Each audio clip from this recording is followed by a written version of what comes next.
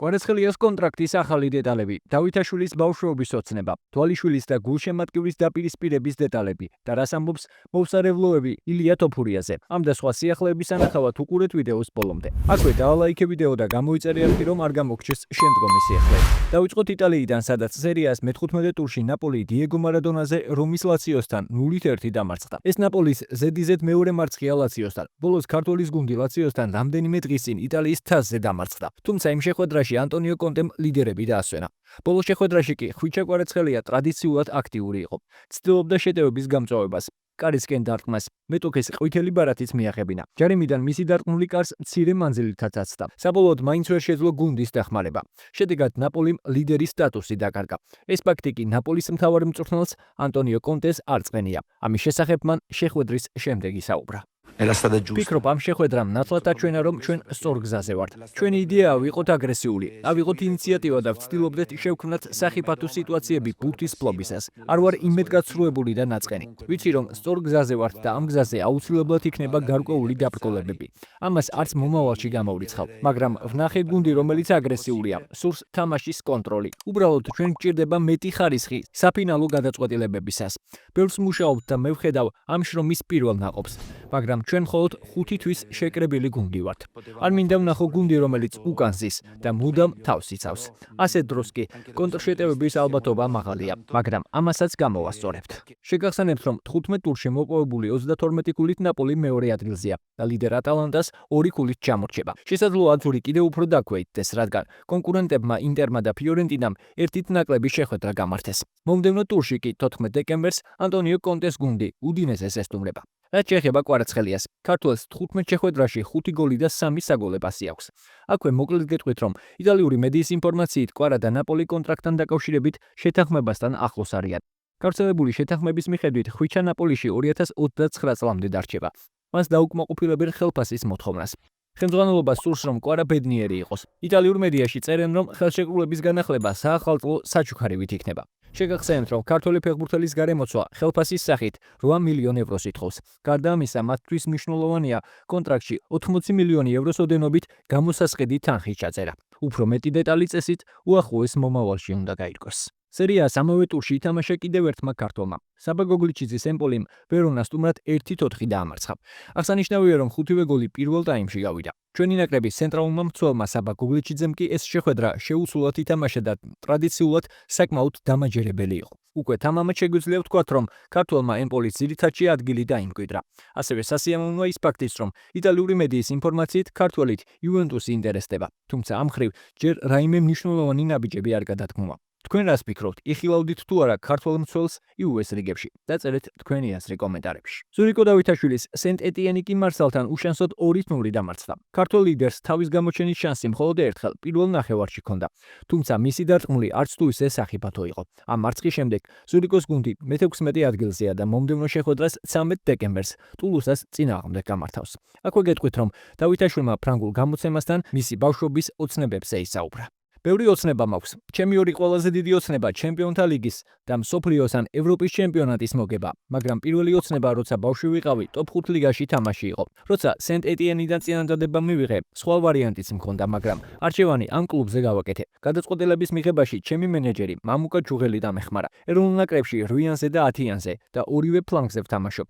ეს არ მაწუხებს, მაგრამ ჩემი ფავორიტი პოზიცია მარცხენა გარემარბია. ასევე შემიძლია კარშიც ჩავდგე. ერთ დღეს მინდა მეკარე ვიყო.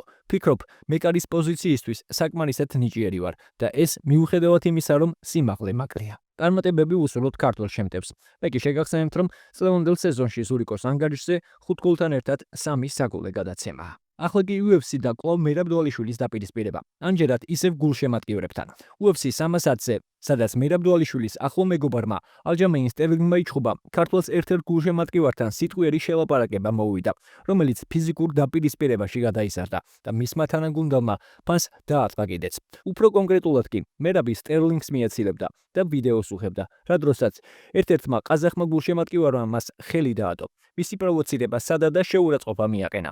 გულშემატკივარი, რომელთანაც ქართველს ინციდენტი მოუვიდა, უმარ ნურმაგომედოვის მეგობარია. ქართველი მებრძოლის მიერ გავრცელებულ ვიდეოში ნაჩვენებია ფოტოები, რომლებზეც აღნიშნულ ქომაგს უმართან და ისლამ მახაჩევთან ერთად ვხედავთ. აღსანიშნავია ისიც, რომ იმავე დღეს ნურმაგომედოვმა მასთან გადაღებული სტორიც დადო. უფრო მეტი ტყუილი, უპატივცემულობა და პროვოკაცია უმარის გუნდისგან. აი რეალურად რა მოხდა. სწორედ ასეთი სათაურით გამოაქვეყნა დვალიშვილმა ინსტაგრამზე პოსტი. აღსანიშნავია ისიც, რომ ამ ინციდენტს UFC-ს პრეზიდენტი დანა უაიტიც გამოეხმაურა. ეს პირველი შემთხვევა არა, როცა დვალიშვილს ტრიბუნაზე მყოფ ქომაგთან დაპირისპირება მოსდის. ასეთი ტიპია. ვცდილობთ მსგავსი ინციდენტები მანამ განვუხტოთ, სანამ მოხდება და ამ ღონისძიებაზე ძალიან კარგი გეგმა გქონდა. მაგრამ ვერ წარმოვიდგენდი, რომ მერაბი სტერლინგის გამოსვლისას იჩხუბებდა. დვალიშვილი მინიშონ სტრიკლენდია. ოღონდ გრძელიანისა და თრეშ თოქის გარეშე. რას ვიზამთ?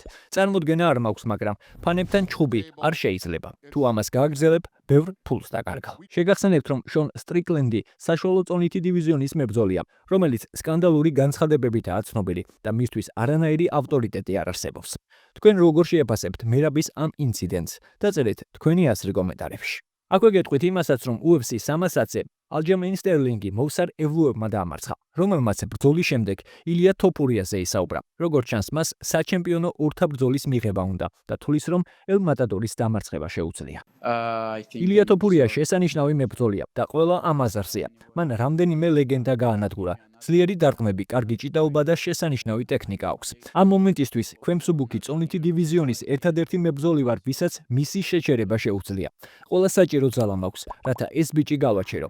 თოფურიასადმი პატივისცემის გარდა არაფერი გამაჩნია. ერთადერთი რაც მისგან მინდა საჩემპიონო კამარია. თუ UFC ჩათვლის, რომ სატიტულო ბრძოლას არ ვიმსახურებ, მომეცით კიდევ ერთი მეტოქე. თუ საჭიროა იქამდე გავაგრძელებ მოგებას, სანამ ბალანსი 100-0-ზე არ გამიხდება და შემდეგ მაინც მივიღებ საჩემპიონო ჩხუბს.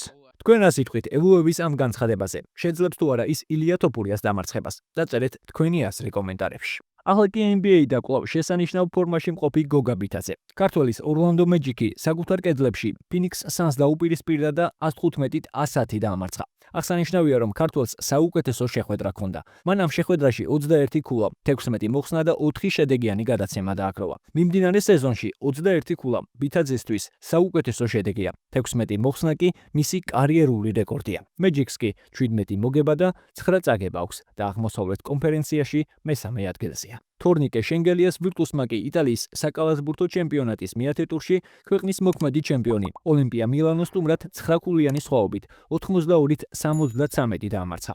ვირტუსის რიგებში ტრადიციულად საუკეთესო თორნიკე შენგელია იყო, რომელმაც 24 წუთში 19 ქულა, 3 მოხსნა და 2 შედეგიანი გადაცემა დააგროვა. ვირტუსი კი 8 მოგებითა და 2 წაგებით იტალიის სერიაში მეორე ადგილზეა. ბოლოს წარმატებები ვუსურვოთ ჩვენს სპორტსმენებს და რა თქმა უნდა, თუ მოგეწონათ ვიდეო, დალაიქეთ და გამოიწერეთ არხი, რომ არ გამოგჩეთ შემდგომი სიახლეები.